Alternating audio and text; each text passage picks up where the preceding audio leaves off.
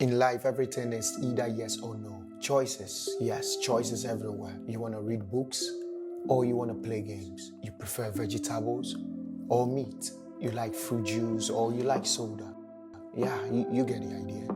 But if you want to make good choices every single time, then listen, you have to focus. Every outstanding photograph has a defined subject, and a pro photographer knows that the audience can only identify the subject if it's well exposed, if it's well sharpened, and convey the idea he or she intends. So then, what is focusing in photography?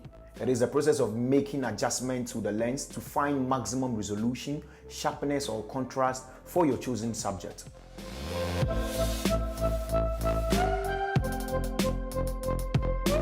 A photograph that is out of focus is extremely difficult to edit or to bring back in focus. Out of focus can be caused by camera movement, subject movement, misfocus where the focal point is not onto the subject, or the middle focal point or the intended focal point is not on the subject. When you mistakenly switch the mode to manual mode and you want to use it as autofocus, you will just miss the shot. Less light and contrast can also cause out of focus.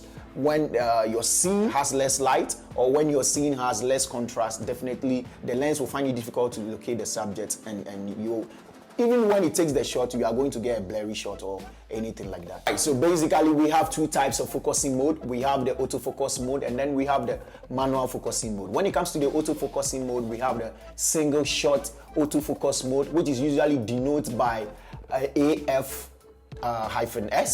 And then when it comes to the continuous focusing mode, which is usually denoted by the AF-C or AI servo. Alright, the technique is called focus and recompose. With focus and recompose, what you have to do is that you have to make sure that the eye is well sharpened.